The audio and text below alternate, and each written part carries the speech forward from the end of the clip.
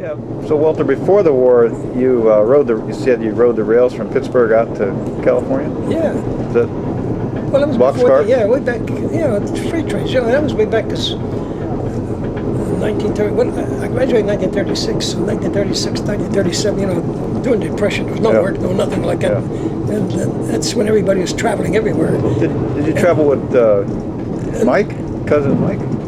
Yeah, I went with Mike one time. With Mike, I went to New York with him in Philadelphia.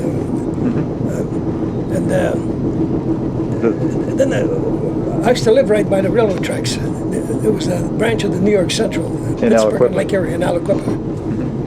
And I used to see these freight trains coming back, and there was always people on them, hobos. They were riding and things. So little by little, I had some friends, let's take a short trip from Aliquippa to go to Cleveland. So, in fact, I made a few trips to Pittsburgh, to McKee's Rocks. McKee's Rocks had a big yard down there. Yeah, sure. Yeah, at the bottom. Steel car. Yeah. A lot of times they could take a freight train, go right down McKee's Rocks, get off McKee's Rocks. So little by little, I take the little trips, here, go to Cleveland, Youngstown, Ohio. Then finally we decided, well, let's go further. So the friend I was with, his brother was in California, in a Marines station in Oakland, California. So he wanted to go out there and see his brother. So we talked it over, okay, well. So we went to Conway Navy Yards, picked up a freight train there, started heading zigzag. You don't go straight ahead, you stop.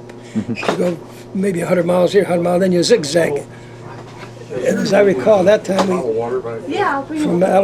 from Conway Yards, Youngstown, St. Louis, then we go down south to Arkansas, then we go up north into Texas and the different railroad lines, the Wabash Cannonball and Missouri Pacific. There's all kinds of So did you have like a map of the U.S. with you? No, it had no map or nothing. Just got it. And then you go up. You needed to go west, is all. And then from Texas, I took that G&W, Denver Rio Grande Western, and I went through the Moffett Tunnel all the way up to Denver, down there. Then from Denver, we head down on the Union Pacific to Las Vegas. We stopped with the water stops. All these trains have water stops. Yeah. Well, what about the police on that road? Well, in Bulls, naturally, with the Bulls, we call the Bulls, the railroad to fix. So you had to the Bulls, look out for those guys. Pull into them, and they'd be searching the train, and everybody scattered around everywhere, off the tracks. So when they scattered around, when the train got its water and everything, then we start pulling out, then everybody just grab the line, get on again. So did you get on before the train started moving? Oh yeah, you'd get on. Well, it was still moving. You'd catch it. You'd get moving slowly. A lot of these box cars and open cars and everything else. Yeah. So I remember coming down on the North Union Pacific, coming down from north into Las Vegas. We stopped in Las Vegas. Well, at that time, Las Vegas was nothing. Back in 1938, there was nothing. So we got to Los Angeles. Then we got to Los Angeles, got picked up by the Bulls. They caught you? Yeah, I spent the weekend at the Lincoln Heights. they check you out, they always they investigate, they check you out, see if you have a criminal record or anything like that, see. Then there's nothing on you, they'll let you go. So then as I recall, I stayed down Los Angeles downtown, worked. In fact, I was on a Union Rescue Mission, there was a place, they still have it today. Union Rescue Mission. Little by little, you have odd jobs, you help out and so on, working. So I was there for about a month, and then I left, and I started heading back east. What about the guy who wanted to go visit his brother in Oakland? Well, we went to California and saw him at the Oakland aboard ship. He was on the Oklahoma. Oh, thank you. So after he saw him, and while we visited with him for a while, then he wanted to go back. I didn't want to go back. He wanted to go back, so he took the next train and went back to Aliquippa. But I stayed. So I stuck around Los Angeles for a while, and then I started going up north, and then up to San Bernardino, and zigzagged here and there, and little by little I started heading. Finally got it to Kansas City, and Plasowskis lived in Kansas City. I visited them. So you visited the Plasowskis? Yeah. So Plasowskis lived in Kansas City. I visited them. This was 1938. 1938. So Ringling Brothers was in town, and that's when I went to Ringling Brothers, and I picked up a job with them. All right. I said back west again. All right. Yeah. And I stayed with them. It was.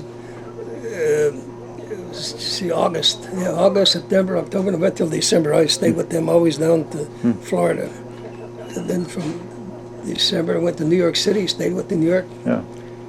So, and then the following year the same thing. And pick up the circus. Yeah, so you traveled with your cousin Mike from Pittsburgh to Philadelphia, Yeah, New I York, went to you Philadelphia said? with him in New York City. I think one trip we went to Chicago. There was a World's Fair in Chicago. Oh, yeah. Yeah, there was a World's Fair. 30, That was 38? 30 somewhere, early 30s. Early 30s.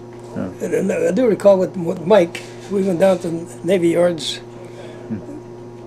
picked up down the freight yards in the Keys Rocks, and then we hit up north, on north side, took a train up to...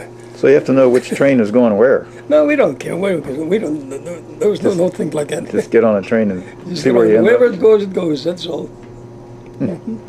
Did Mike ride the train much by himself or with his buddies? No, a few times, but not too much. What about Steve? Steve, no, I couldn't get him to do anything. No, He was a stay-at-home guy. he stayed home. Oh, that's interesting.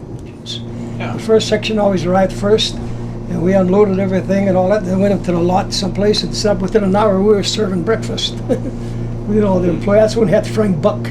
Remember Frank Buck, Gargantua, the gorilla? That was a big. That was way back 60 years ago.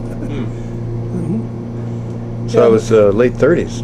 Yeah, Late- 1938, 1939, 1940. In 1940, I left him in 1940, and then I got a job in my hometown in the post office. So I worked in the post office in 1940. When the war They were broke out, I down in joined the Swickley. Navy. That was the post office in Swickley? Aliquippa. Aliquippa. Yeah, Aliquippa, Pennsylvania. Yeah. Yeah, in fact, I'm going to have to. Yeah, you do. I see that. Aliquippa hat. Yeah, Aliquippa. So Are you 90? I'm 90. Wow. you're almost 91.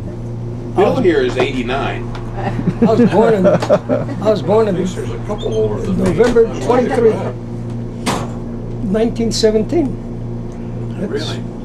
I'm sorry I called you Methuselah. I would hope you would be. Were you on the circus? You were the cook. You were No, I was just a waiter in a cookhouse. What they call is, we set the tent, everything within an hour to serve meals, and all these employees and entertainers and all that, they come in to, to eat, Right. service. Then we serve dinner, and then lunch, supper. Then we start packing down and heading for the next town. Like say we'd be in Dallas, Texas, then go to Fort Worth, then all these little towns. And I spent a whole month in Texas, from north down to Brownsville, travel around Arizona.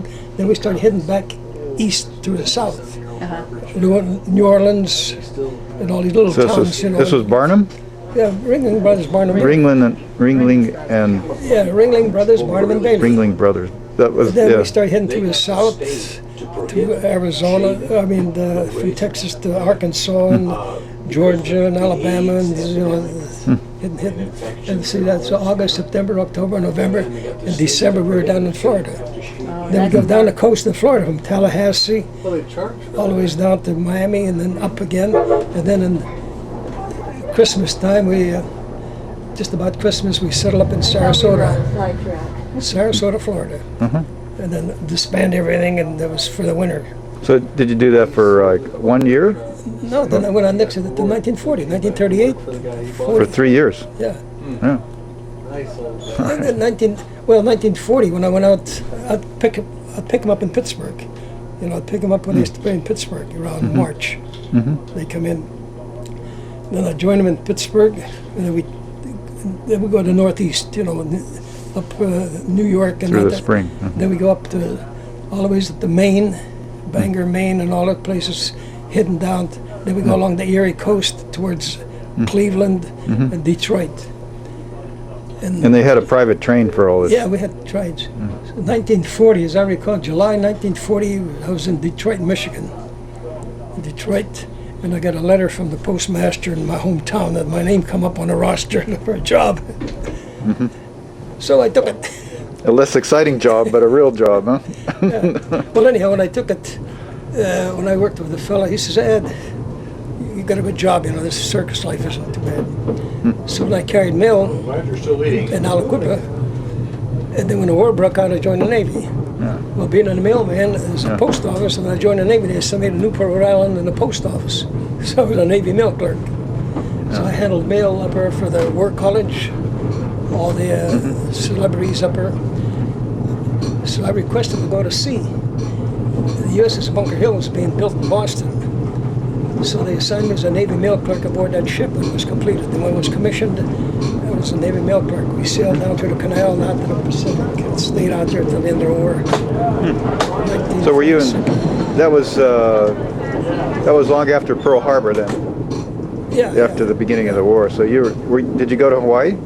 Yeah, from Hawaii. And Hawaii, we went all the way to start taking these islands back from the Japanese. So when Pearl Harbor broke out, Japanese took all the islands in the Pacific. Yeah, yeah. They controlled everything, the Marianas, the Marianas, and the New Hebrides, all these islands, class, they took them over. So our force, the Third Fleet, Halsey, we had the Admiral, he started taking them back. So little by little, we started taking these islands back from the Japanese. As we secured these islands, like Enewetak,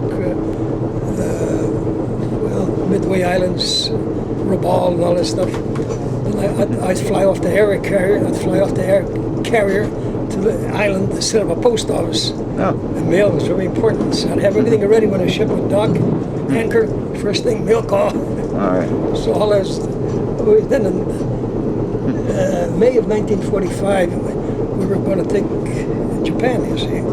So we had Okinawa. Then these Japanese were throwing these suicide kamikazes. Yeah.